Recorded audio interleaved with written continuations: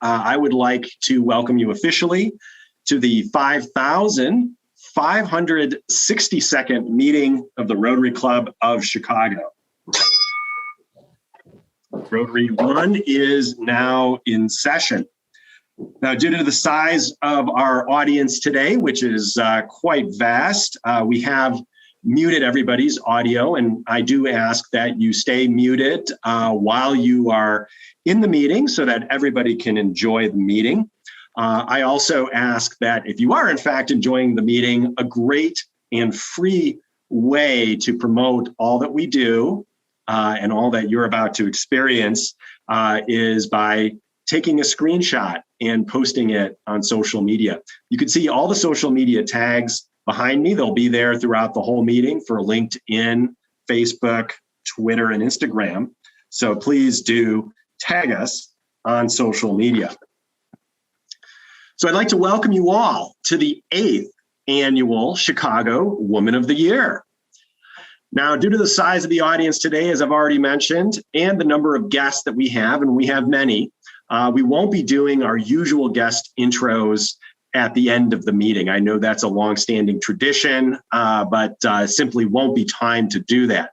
But I do want you to know that we see you out there and we're thrilled that you've joined us today. I would, however, like to give a quick shout out to our keynote, Elizabeth Colon, our honorees, Trish Atha, Barbara Best, and Hetty Ratner, as well as special guests, Mina Amir Mokri, Maxim Shrogren. I believe Australian Consul General David Bushby will be joining us if he hasn't already. And I'm sure there's many others out there. I will apologize in advance if I have missed you. So we always start off our program with a thought for the day. And today, I want to introduce you to Marshall Schmidt. Marshall Schmidt is our immediate past president. And unfortunately, due to the onset of COVID last year around this time, we were unable to hold this event last year, and Marshall missed his chance to host the seminal event. And so it is only fitting that Marshall kick us off this evening with a thought for the day. Marshall, the floor is yours. Eric, thank you very much. As Eric touched upon, probably the greatest regret of my presidential year was that I was unable to host this event, which has become a really wonderful event in the Chicago calendar year. But the fact that we're here to honor the women that we chose last year is a testimonial to the fortitude of the human spirit. And so in finding a thought for the day, I wanted to touch upon how the human spirit deals with uncertainty. So I found a quote from a contemporary author of actually young American or young adult fiction. And it goes something like this: human spirit is the ability to face the uncertainty of the future with curiosity and optimism. It is the belief that problems can be solved, differences resolved. It is a type of confidence, but it is fragile. It can be blackened by fear and superstition. The women we honor here tonight have faced uncertainty in their lives and their professions in many ways, and have faced that uncertainty with curiosity and optimism that has enabled them to thrive and to help so many others. And so it is the great pleasure of the Rotary Club of Chicago to honor these people.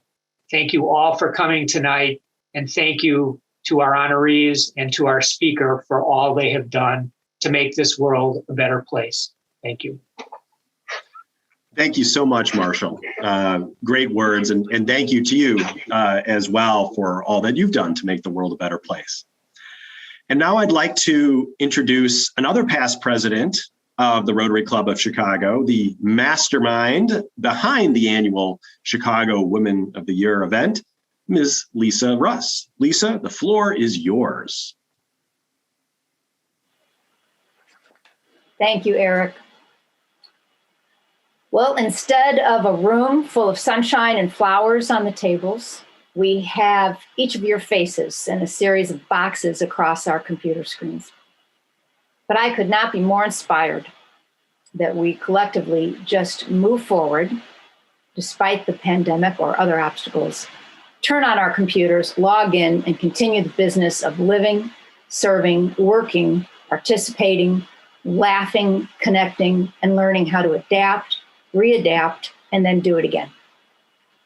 It's wonderful to see everybody here this evening, and thank you so much as we honor for the 8th non-consecutive year women who do extraordinary things in our Chicago community, and you're going to hear from them later. Back when we started Chicago Woman, realizing that we were in a great position to honor people as the world's first service club, we decided to focus on women to highlight the fact that Rotary and our community has had the benefit of women creating some powerhouse change for many years. So speaking of one of those powerhouses, I would like to introduce Alita Williams, who some of you may have met in our pre-meeting networking session. Alita is the chair of our signature project, Job One, which you will hear about. She will be leading this organization in 2023. And as President Eric has said in the past several months, she has been feeding the city of Chicago by heading up efforts to serve meals to our medical district, healthcare providers, and also to senior citizens in our community. Alita, the floor is yours. Thank you so much, Lisa, for that wonderful introduction. And once again, thank you all for being here today. And congratulations to our wonderful honorees this year who are truly inspiring for students and for everyone into the future of what we can be. I'm here to talk to you about Job One, which is our signature project from the Rotary Club of Chicago.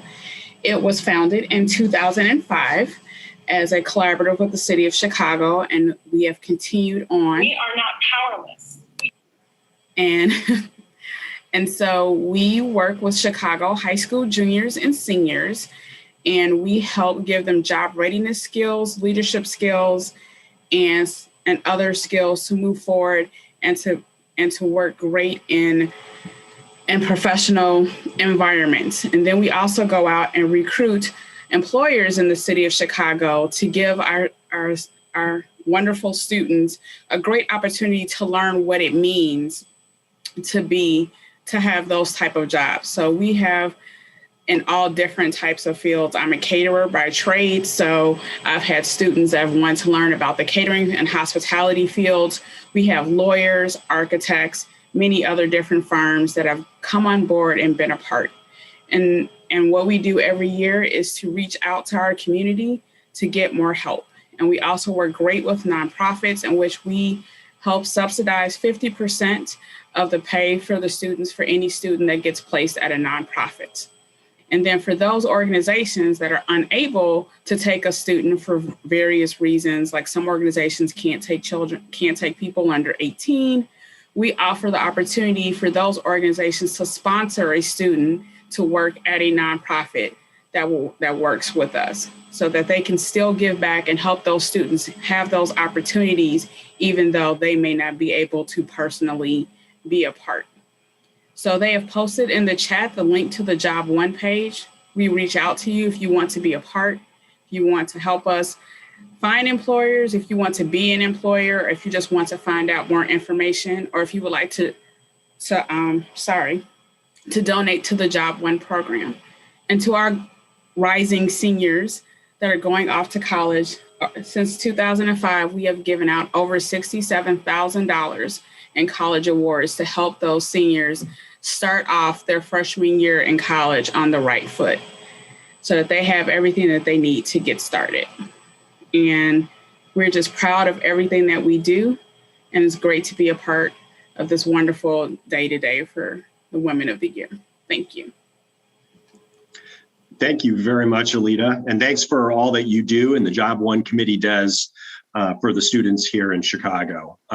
This is truly one of the programs that we're most proud of. So we'd like to get as many folks participating in this as possible. And again, as Alita says, we need jobs for these students. So please step up if you think you might be able to squeeze in an intern for the summer. You will not be disappointed, I guarantee it.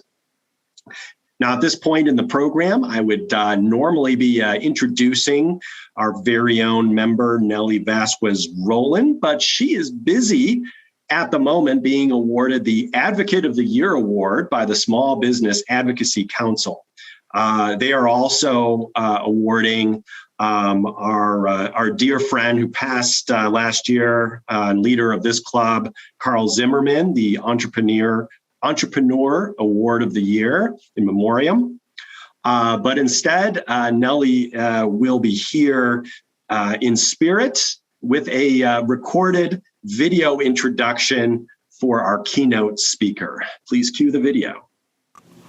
Hi, my name is Nellie Vasquez-Rowland, President and co-founder of A Safe Haven Foundation, and also a proud member of the Rotary One Club of Chicago. I want to thank everyone for joining us tonight to our annual Women's Awards event. I also want to congratulate all of our deserving honorees tonight, especially my friend Heidi Ratner. Over the years, I have seen Heidi Ratner conquer so many opportunities for women who needed her help in accomplishing their goal of starting and growing their own business. Thank you, Heidi, for your years of dedication and support for all of us. Now I'd like to introduce you tonight to our amazing keynote speaker, Elizabeth Colon. Elizabeth Colon is a friend of mine who I've known for many years.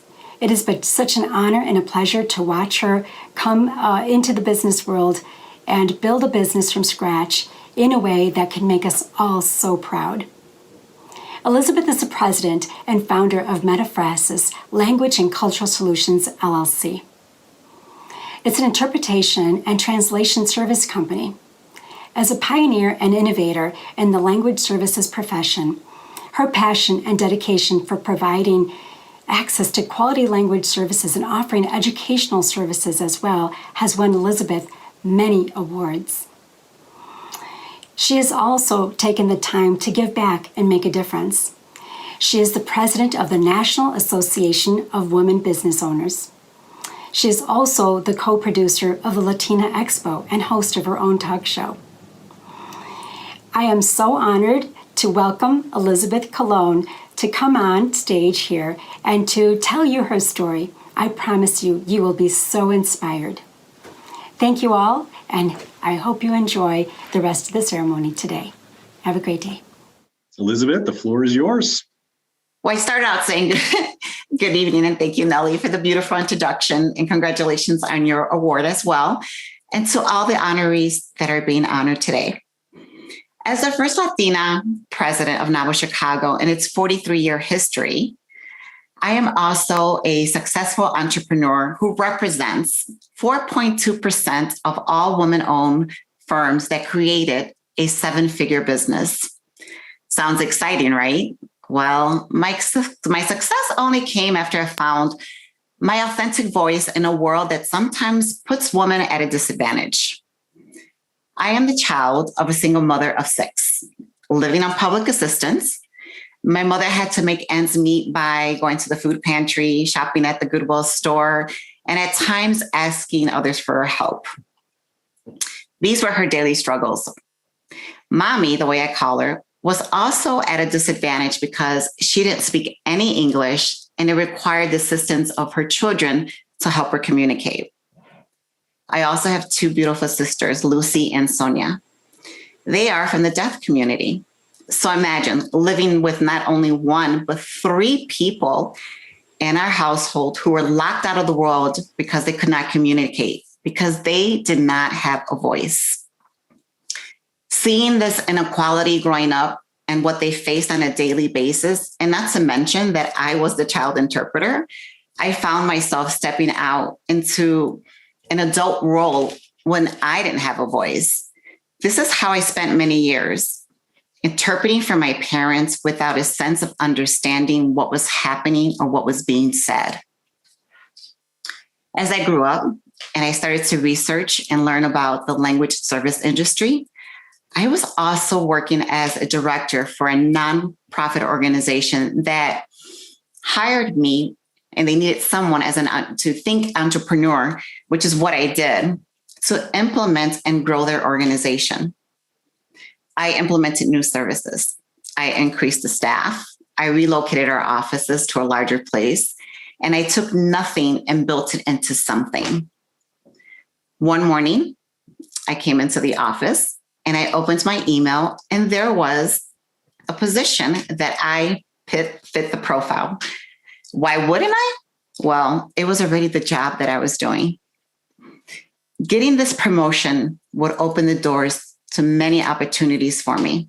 And financially, it would actually position me to better provide for my family. So what do? I request an interview.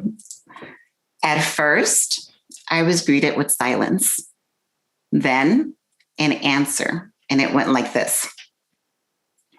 Elizabeth, you can apply, you can interview, but you will not get the job.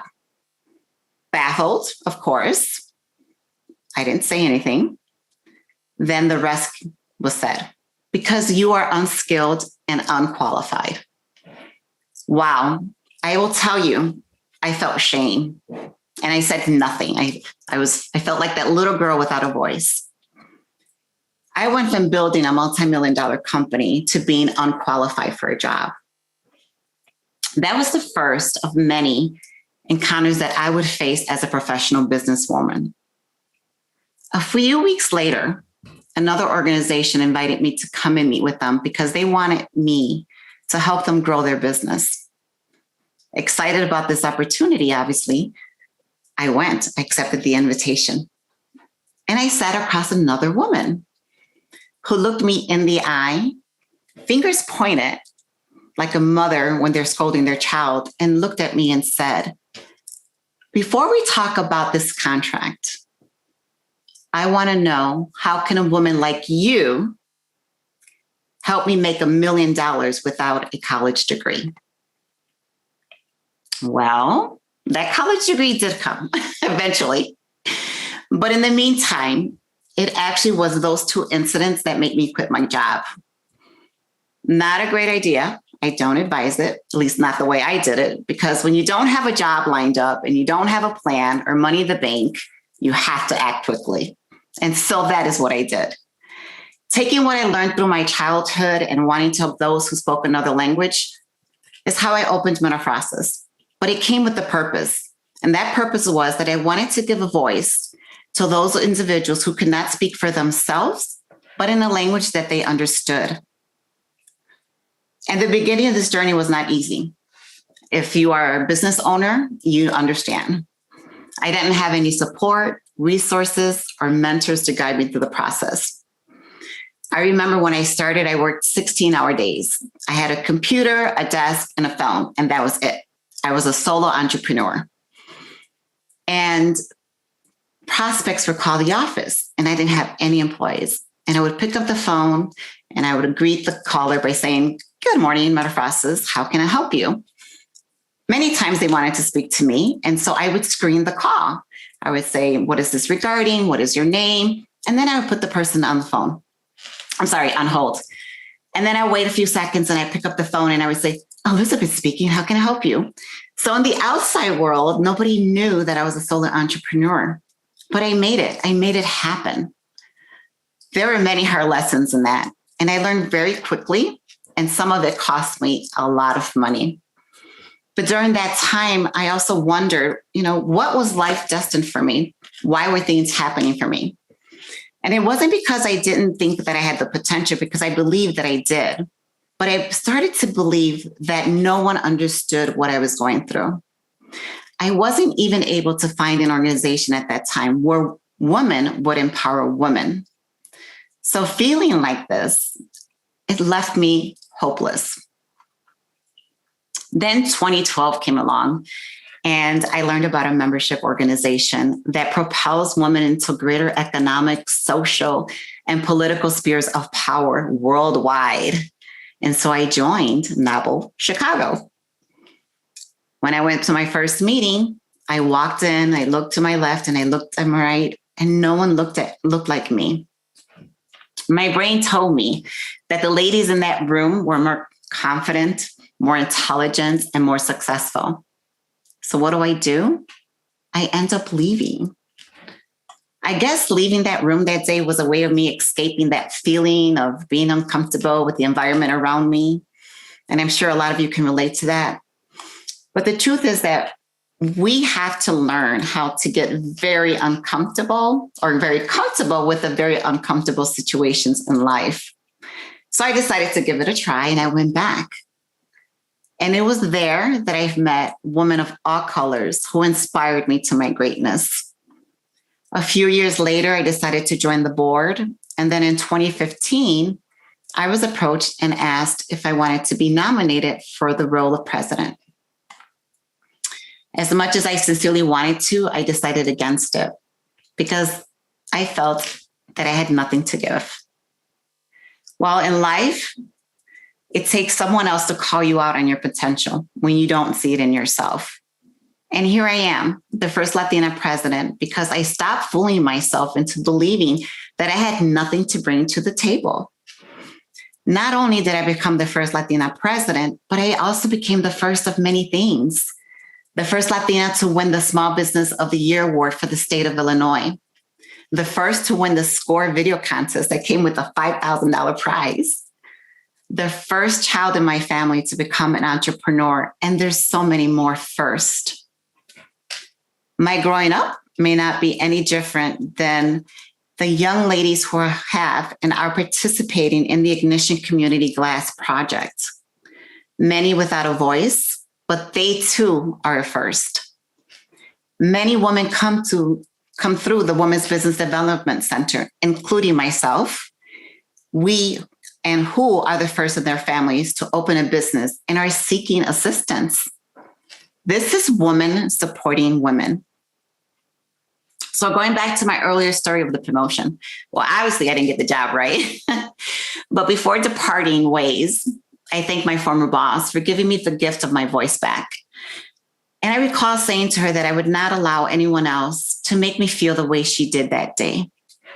When I think back to that, it saddens me to believe that two powerful women who had the chance to uplift another woman chose to undermine another woman's potential. From that moment on, I was rooted in the belief that if I could change the course of a person's life, I would do it in a heartbeat. I made a promise that if I would give without expecting anything in return. And then when I did it, I would do it with vulnerability and authenticity. So 4 years ago, I was invited to be a mentor for the Girl Scout Camp CEO Day. And I was paired with two young ladies. You know, we spent the day outdoors learning about new things and making small talk, and not to mention the amount of mosquito bites that I got that day. But when I left, I wondered if my presence even made an impact. I wondered if they learned anything from our day together. And it's funny how life happens, right? So about a week ago, I received an email from one of those young ladies who shared with me that she didn't truly understand at the time the importance of being given a strong Latino mentor at a young age. But since then, she has felt that our encounter has helped her shape her to be the person she is today. Since that summer in 2017, she became involved in community organizing, political education, volunteering, and aiding the Latino community around her.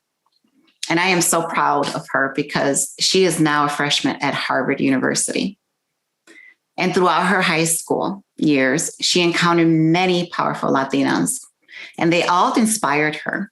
However, I was the first introduction of a successful Latina, and she's actually here with us today. It is stories like these that make me committed to uplifting all women in very small ways. This past year, as we all know, has been very difficult for all of us. We had to adjust to something that we have never experienced in this lifetime. And it required all of us to be resilient, determined, and faith to keep us going. We also saw great things happen, like our first woman VP in the White House. And as women, we have so much on our plates, and collectively, we need to empower each other. We are mothers, wives, sisters, best friend to someone, and some of us even own businesses. And listen, there is no room for competition. When we support each other instead of competing against each other, it brings unity and strength. I want to congratulate all the honorees today and for the work that you are doing to make an impact on our youth and women globally. Thank you to the Rotary Club for allowing me to share my journey with you. To all of you, men and women alike, who have joined us tonight, always remain true to who you are. And when you can, use your greatness to influence or change the trajectory of a woman who simply needs to be empowered by something you did because you would change the outcome forever. Thank you. Elizabeth, thank you so much for those inspiring remarks. I don't think there's anybody on the call who didn't have a beautiful takeaway from your personal story. We have a couple of minutes for questions, if there are any. And if you do have a question, if you could please put it in the chat. But I'm going to start with a question about your interesting business that you came up with, Elizabeth. How did you get that off the ground? How did I get it? Well, I didn't mention that I only had $500 in the bank at the time when I decided to quit my job. And I think it was fear. And, I quit. I didn't have a job. I didn't have a plan. I didn't have anything going for me. So I knew interpreting. I had researched it. I became an interpreter myself. And I took the last $500 and I bet on it. And I went and registered my business and worked those 16 hours doing everything from administrative work to being the CEO of the company to make sure that things worked. And my first year, I made $3,600. And that was okay. I was going to make it happen. And then the following year, I made $420,000 my first year. And things just started to work. It was a lot of hard work, but I think, again, part of it was I was a mother and I needed to support my family. And being a child of parents who didn't speak English and two sisters that are from the deaf community, I worked on the healthcare and I saw it every single day. I saw patients being turned away. I saw children being used and they didn't understand. And that was devastating to me. And I just wanted to fix the problem. Mm-hmm.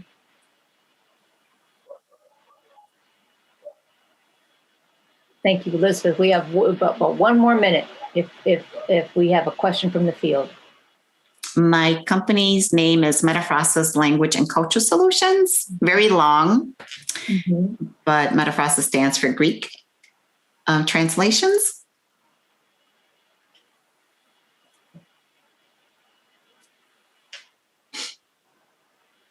Oh, you saw the chat. Wonderful. Thank you. I did.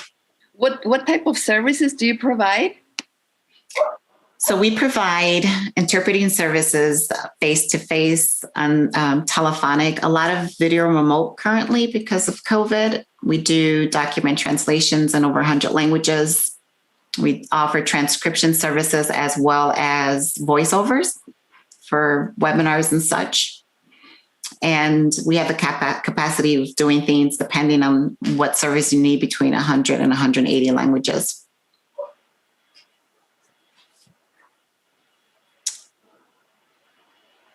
We're going to put the name of your firm in the chat. Okay. But Elizabeth, thank you again so much for being with us tonight and for sharing that story. You're welcome. There's somebody else that had a question. I can respond to her privately. Okay, that's terrific. Okay. Eric, I'm going to hand it over to you. Wonderful. Thank you so much, Lisa. Thank you so much, Elizabeth. We really appreciate you being here with us today. And we're going to be sending you in the mail a very small token of our appreciation. It's a candle. And like all things we do at the Rotary Club of Chicago, we try to support our community and impact lasting change here in the same way that you're trying to do. So all proceeds from these candles support an organization called Bright Endeavors. And their mission is to empower young moms by providing transitional jobs and professional skills training. So this not only obviously helps those young moms, it supports their kids and ultimately supports our community. So we hope that you will enjoy this candle and display it proudly when you receive it. Yeah, thank you so much, Eric. Thank you. Thank you. And I hope you enjoy the rest of the meeting here tonight. And now I would like to pass the floor over to the past president of the Rotaract Club of Chicago, who in his free time, when he's not doing Rotary work, is an associate at Global Economics Group. Mr. Donner Hall, the floor is yours. Thank you so much, Eric. It's a pleasure to be here, and I am especially excited to introduce the first of three wonderful honorees, Trish Atha. Trish has been an educator and youth mentor with 25 years of nonprofit leadership experience focused on intercultural and capacity building and collaboration. She has also held the role of mother not only for her three children, Ben, Kaylee, and Sam, but many others. However, tonight she's being recognized for her work as founder and executive director and current board president of Ignition Community Glass, or ICG. ICG programming exists in the exciting intersection of art and STEM by providing Chicago youth access to glass making's dynamic and therapeutic elements. Students have the opportunity to explore creativity through glass art while learning about science, technology, engineering, and math, as well as team building and leadership skills. I've had the pleasure of watching ICG grow since its inception in 2014, and during this time, Trish has been a defining role model for me and inspiration for me to pursue service in my own life. I've watched Trish cultivate an open, vulnerable atmosphere for youth from diverse, challenging backgrounds. She has done this by acting as an exemplary model for both the students and the staff.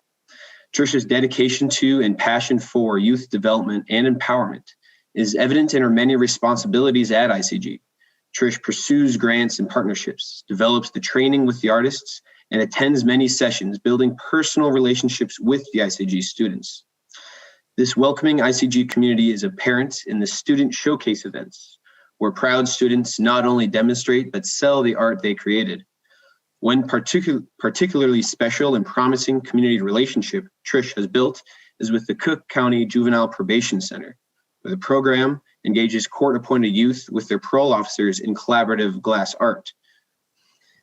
And then, even with the in-person elements of glass blowing being hindered by the pandemic, Trish and ICG has focused on addressing the impact of the pandemic on disenfranchised communities by providing Chicago youth with life coaching and mentoring, as well as a safe place of support.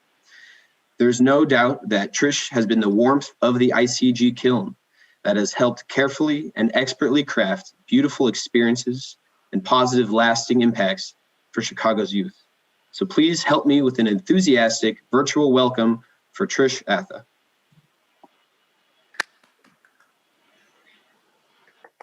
Wow, thank you, Donner. There are no words. I'm not surprised you were drawn to Rotary's mission, guided by the motto, serve to change lives. It perfectly embodies the precious and powerful way you walk in the world, lifting other people up, Donner. And Elizabeth, again, there are no words. It touched me deeply. What you said, it resonated deeply. And thank you for inspiring us. A heartfelt thank you to Rotary One for this tremendous recognition and for the dynamic way you are impacting lives in our communities and across the globe. I have found in my personal and professional life that the little things are big. And thinking about the theme of this year's award, opening opportunities, the image of a person turning around and reaching back to take another hand and pulling them forward is vivid. People often share with me the challenges in the world, they're so vast and deep. How can I possibly make a difference? This question held me back for many years until I realized the answer was right before me. And what I was passionate about, what I cared about, what I enjoyed doing, and where my capacity is.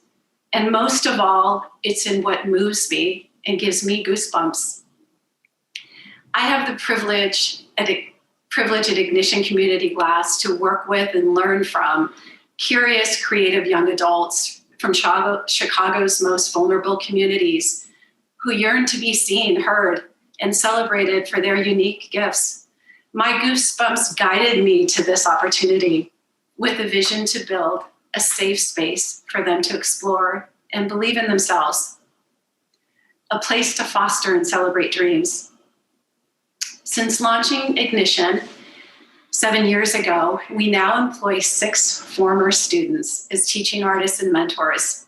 These extraordinary young adults whose hands we reached back for, they're now pulling their peers forward. They are the driving force of Ignition today, opening opportunities to others. In closing, thank you again to Rotary for this honor.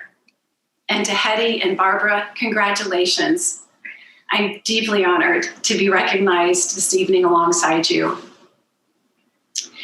It is with the utmost gratitude that I thank my mentors, family, and friends, many of whom are on this Zoom connection tonight, who turned around, you took my hand, supported me with my dreams, especially my mother, Marietta Kale, a wise, gentle woman warrior who continues to guide me today.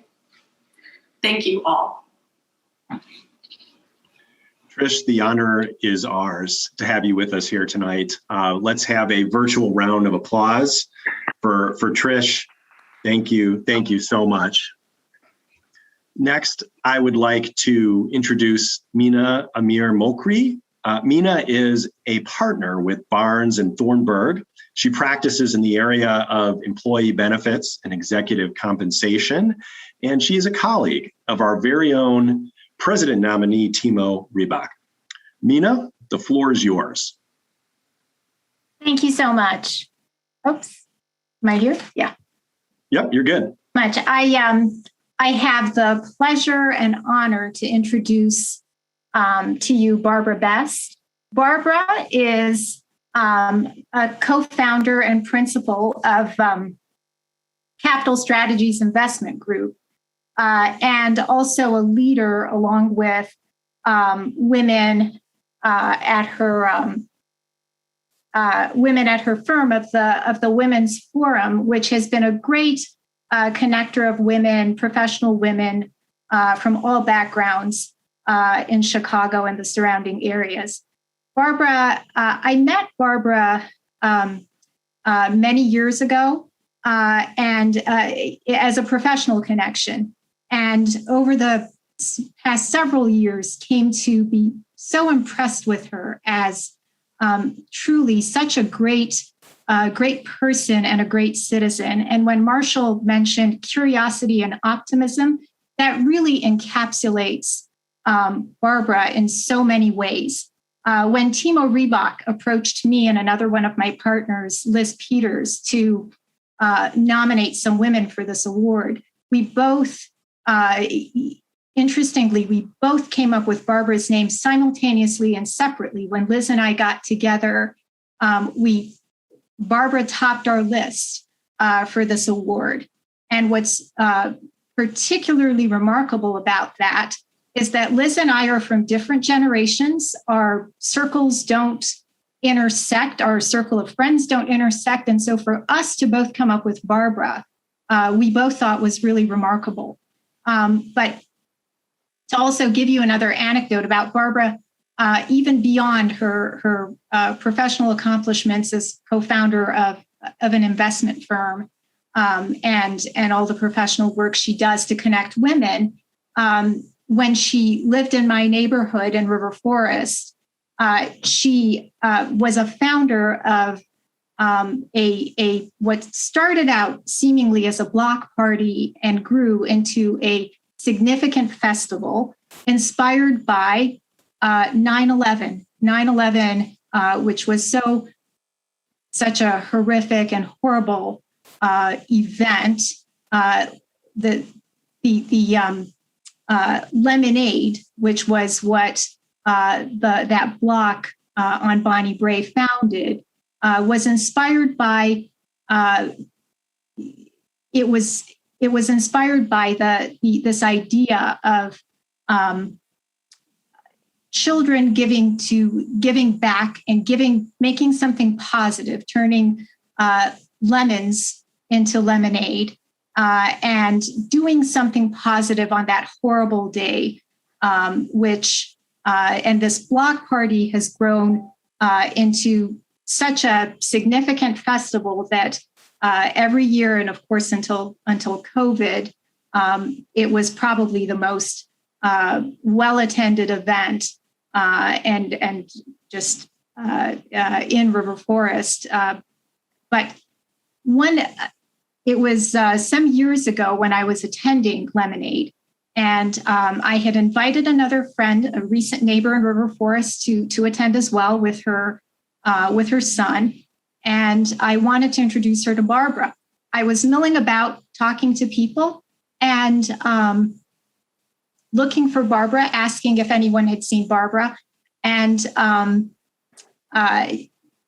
someone tapped me on the shoulder. I turned, looked at her. She had a big smile on her face, so cheerful, so optimistic. And she said, "Are you Barbara Best?"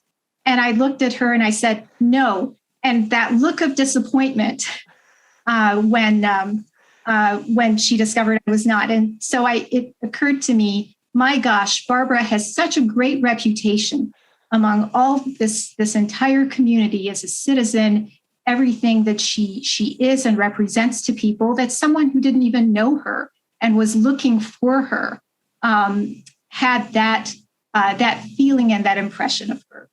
And so to go back to Marshall's words of how Barbara encapsulates optimism, curiosity, great citizenship, goodness, and decency, I am thrilled and honored to introduce Barbara Best for this very well-deserved award. Well, my goodness, Mina, thank you so much. I'm so grateful to you for your friendship and our professional and personal relationship. I'm so grateful also to Liz Peters and Timo Reebok for nominating me, which honestly, beyond being a shock, was really an honor in and of itself. I'm also in the company of some pretty tremendous women, Trish, Hattie, and Elizabeth. Your stories and path inspire me as well. So thank you for that. And Mina, your firm, I'm so grateful to Barnes Thornburg for helping to really be a catalyst for the growth of our Women's Forum by hosting some events, as well as inviting us to present our financial empowerment program to your women's group. This has allowed us to fulfill our mission, one that I'm so passionate about, to support the personal, professional, and financial success of women and offer different resources to propel women to lead empowered and fulfilled lives. I also really want to thank Rotary One for creating this award. It really speaks volumes when an organization in which almost 2/3 of its members are men creates an award specifically to recognize meaningful contributions women are making in our community. And this award has really given me the opportunity to learn more about Rotary and better appreciate the really meaningful impacts that you are making on a global basis. I also really need to pause and express gratitude for my parents who created a culture of service in which my 7 siblings and I are fully committed. One of our common core values is that we are here to share our gifts to help others. And as much as I've been staying true to this belief, especially focused on supporting and empowering women, youth, and marginalized populations since my childhood, really, it wasn't until my 2 founding partners and I created our women's initiative that I connected my passion and ability to open doors and opportunities for others as my true purpose in life. I've discovered that when you help others find their dignity or their voice, discover their gifts, you open many opportunities for them. And I think more importantly, they learn to create and open them for themselves. And I think these experiences can help cultivate feelings of joy and abundance, which we all deserve to experience in life, every one of us. And finally, really this honor serves to really fuel my desire to continue this journey of mine and to lead by example and hope that others can be inspired by my passion and efforts so that they will do the same. How powerful would that be, right? Creating an endless loop of opening doors and creating opportunities for others, more people experiencing joy and abundance. That's the type of experience and communities that I want to continue to cultivate. So thank you very much. Well, thank you very much, Barbara, for all that you do. And it's a privilege for us to be able to share the Zoom stage with you here tonight. So how about a virtual round of applause for Barbara Best? Thank you very much for being with us. Next, I would like to introduce another Rotarian from the Rotary Club of Berkeley, California, live with us tonight, Mr. Maxim Shrogren. Maxim, the floor is yours. Eric, thank you so much for having me. I'd like to introduce Hetty, who is virtually my sister. I met her over 50 years ago in Los Angeles when she became a virtual daughter to my mother. And we've lived in sort of different locations for this time, but we've stayed in touch. And I'm amazed at all the accomplishments that Hetty's had in these 50 years. She's the founder, president emerita of, and consultant to the Women's Business Development Center. It's the largest, oldest, that is 30 years, and most comprehensive women's business assistance center in the United States. It has a national and international reputation for advocacy and programs for women's economic empowerment. WBDC has served over 70,000 women in the Midwest, supporting successful women-owned businesses. It initiates and implements women's business programs in 9 Midwestern states. It's based in Chicago, as is Hetty. It provides counseling, training, financial certification, and procurement assistance in Spanish and English for emerging and established women business owners, with additional programs for women veterans and for childcare businesses. Hetty's been an advocate and activist for women's issues for more than 40 years. She's dedicated to social justice and advocacy for the empowerment of women locally, nationally, and internationally. On the international level, she's been honored to officially represent the Department of State on the economic empowerment of women in Belarus, Moldova, India, Kuwait, and Taiwan. Nationally, she was nominated by President Clinton on a business council. For the state of Illinois, she's worked with Governors Quinn, Edgar, and Ryan related to women's issues and commissions. On the more local level, she's worked with Rahm Emanuel and Richard Daley for issues in Chicago and on the county level as well. So Hetty provided me with a list of various councils that she served on. I counted 26. If I went through each one of them, I would take up the rest of the evening. She's also been nominated she's had many, many awards. I counted 27 on her resume. I'm really impressed, Hetty. But we know that the Rotary Award is going to really be the most significant you get, because the Rotary is a wonderful organization. But I really noted the 2015 Remarkable Woman at the Remarkable Women's Conference Award. So I've always known, Hetty, that you're remarkable. I love you very, very much. When I was asked by the Chicago Club about the possibility of nominating someone, a Chicago woman, for this award, of course, you were the obvious choice, and I'm glad that they supported my opinion. So the rest is yours, Hetty. Thank you. Thank you so much, my very dear friend and brother, of very long standing. Maxine, for the lovely introduction and for nominating me for this prestigious honor. And thank you to Rotary One and to Lisa Russ and to Nellie, who is so wonderful. Rotary has a special place in my heart. I was honored when Terry Savage, Rotary Woman of the Year in 2019, Pat Brickhouse and me were invited to join Rotary One as the first women members. I don't remember what year it was. It's been quite a while, but we were the first women members, and that was quite an honor then. And I also want to express my congratulations to Barbara and to Trish and to Elizabeth for the wonderful work that you do. This is an incredible honor to be recognized as a Chicago Woman of the Year by Rotary, an organization committed to service above self.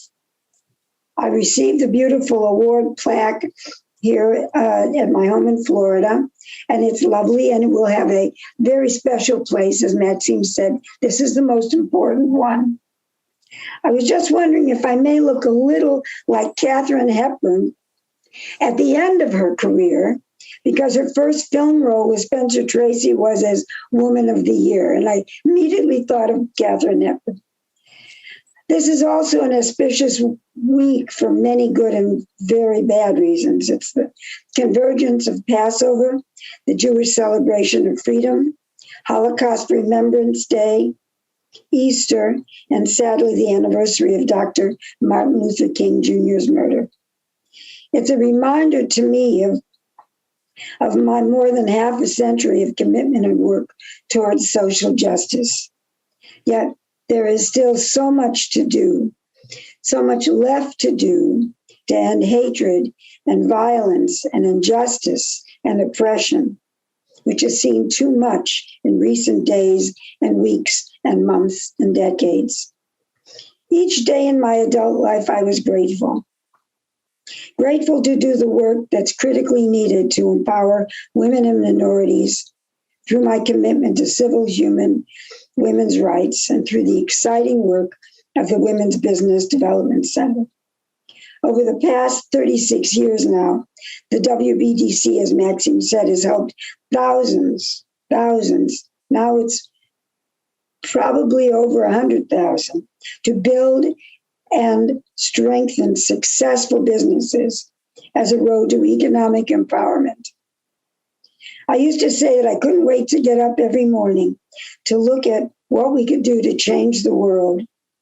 And the WBDC does help women and minority-owned businesses in 9 states, Midwestern states, through our financial technical assistance program and building new opportunities. And I was happy to hear that Elizabeth took advantage of the Women's Business Development Center to help her build her business. I had lots of help and encouragement along the way from my loving immigrant parents, my beloved and now departed husband, who for half a century was my foundation, support, partner, and love of my life. He was larger than life. And without him, I could never have been successful at what I did. And from WBDC's co-founder and co-president for over 30 years, the brilliant Carol Dougal. She's not well and can't be with us today, but I think of her all the time. And without her, we would never have been a successful organization. And now I see the legacy of our work continuing and successfully growing and providing service above self under the leadership of the Women's Business Development Center's president and CEO, Amelia Domenko. I'm so proud of what the WBDC has accomplished and how the legacy has grown and continued. I used to say that Carol and I were perfect for the 20th century, that we needed Amelia Domenko for the 21st century to grow an organization to have as much impact as it has had. And I want to just add something for Elizabeth. I always say this, and it's Madeleine Albright that said it at first. There's a special place in hell for women who do not help other women. So I want to thank you, Rotary One, This has been a magnificent honor. Whoops, one second. Boop. Computers. This has been a magnificent honor and an experience, and I've enjoyed it all. And now, Maxime, I think it's time for us to take our old motorcycle on a trip up the California coast. What do you think? Thank you all very much. Thank you so much, Hetty. I am humbled to be in your presence, particularly as one of the original women of my club. We hope to be maybe pulling you back in. That's really amazing. What an incredible story. Thank you. Please, a virtual round of applause for Hetty, and actually a virtual round of applause for all of our honorees. Thank you again so much for being with us tonight. The privilege is ours to be able to honor such incredible women. And now to introduce someone who, in my book, is always Woman of the Year, our International Service Committee co-chair and Rotary One President-elect, Marga Hugo. Marga, the floor is yours. Thank you very, very much, Eric. Gosh, I am so excited about and so grateful for your presence, all of you, and for the women that we're honoring. I mean, the sky is the limit for everything we can do together. But let me tell you a little bit what Rotary can do for your life. We are a large organization. We have many causes. There is one cause that we call it our corporate cause that unites Rotarians all over the world. And it is polio eradication, of which we've been working for the last, since 1985, with a consortium of organizations that include the World Health Organization, the Center for Disease Control, UNICEF, the Bill and Melinda Gates Foundation, and us. And, Rotarians are generous people. All of us, 1.2 million members of us, divided in 35,000 clubs in over 170 countries, have contributed for this effort from our own money, over $1.5 billion since this campaign has started. And when we started on this campaign, 350,000 cases of polio per year we had in the world. And today, there are only 2 countries where polio is endemic, which is unfortunately Afghanistan and Pakistan. But we're getting there. We're talking with people, in both countries, and then we know we have a commitment to the world that we are going to eradicate this disease. But there are and as you see, here we are, 3 members of our club who went to India to vaccinate children against polio. So if you join Rotary before polio is eradicated, this is something that you can do as a Rotarian, one of the many adventures you can have. Another one is the support you are going to get on projects that you may find interesting. And such is the friend of my friend, Stephanie Woolard, who her connection with Rotary started as a Peace Scholar. She had a grant to study in Sweden.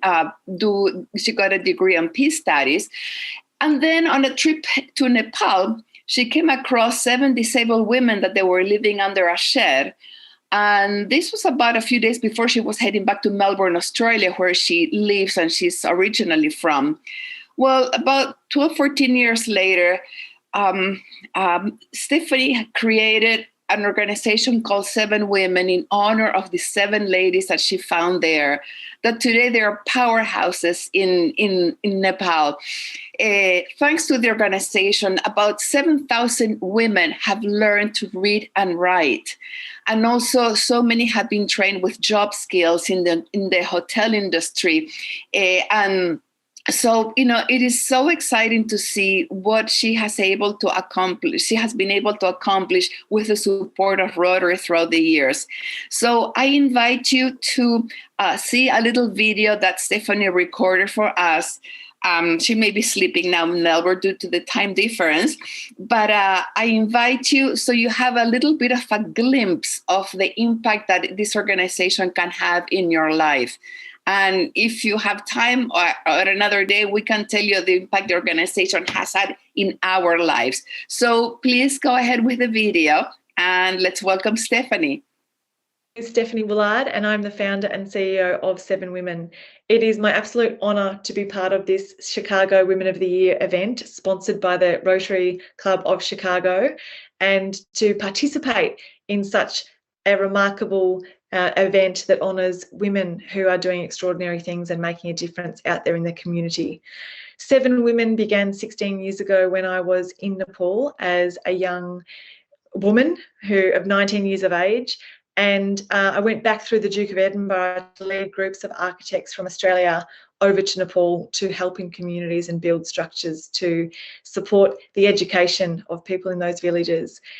This was one of the most life-defining moments in my life when I went on this trip. I saw incredible poverty and incredible generosity, and I was moved and inspired by the human spirit of the people, that incredible human spirit and life force in all of us that is just waiting to be unleashed and to make a difference out in the world.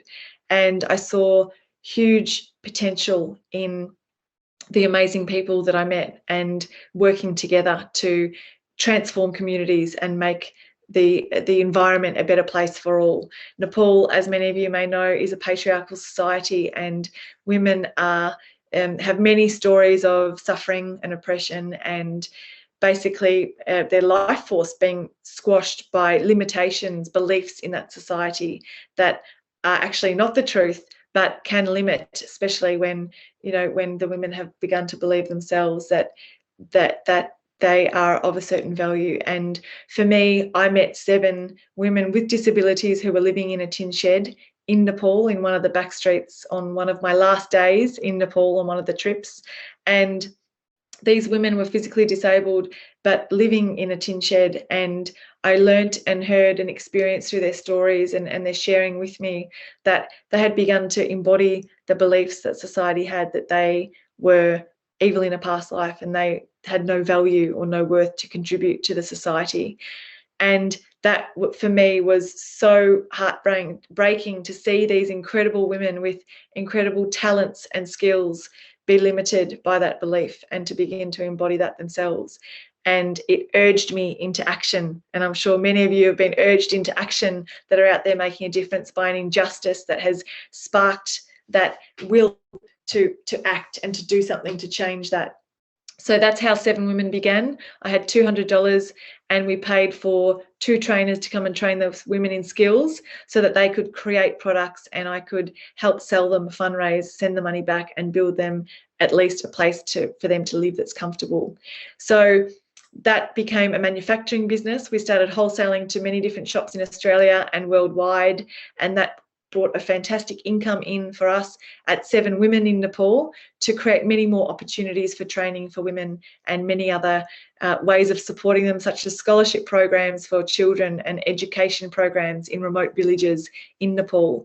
We also started a cooking school enterprise where tourists that came to Nepal would participate in our cooking classes, and it would train the women up in hospitality skills and customer service and many others. And our third enterprise is a guest house in Kathmandu, which is also for training of the women, but also for travellers to have meaningful accommodation options in Nepal where they can contribute and give back at the same time. So it's been an incredible journey. It's been an incredible showcase and experience of the transformation of the human spirit when someone believes in you, when that potential is drawn out by others, when the potential is recognised by oneself. Do we recognise our potential? Do we recognise that incredible life force that is waiting to be unleashed and to create and to really step into our God-given gifts?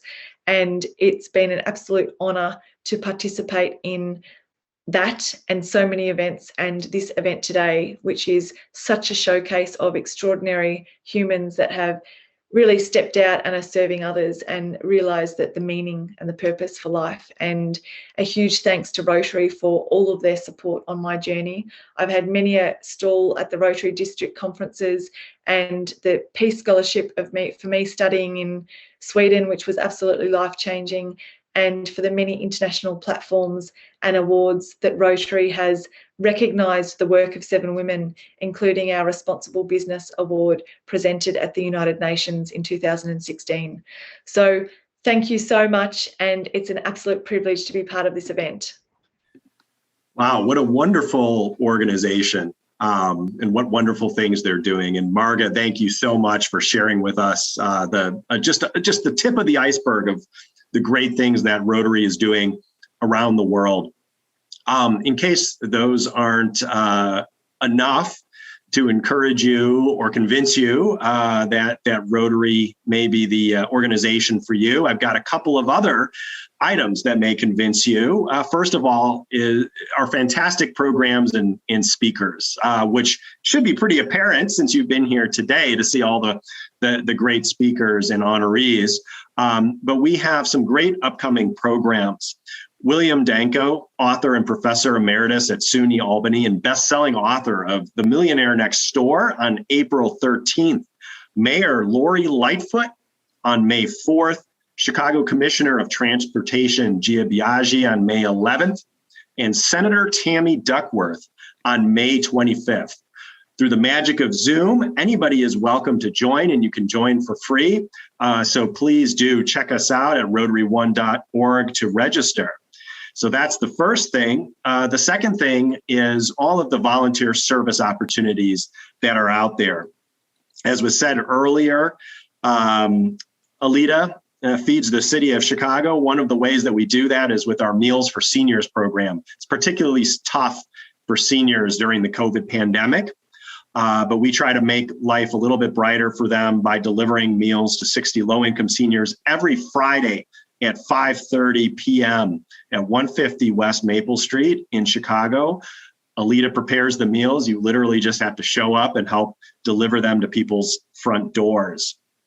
Another very easy volunteer opportunity that is virtual. So you can do this from the comfort of your own home, wherever that home may be in the world. And that's the Rotary One Virtual Reading Room. And this has been a very successful program for young children.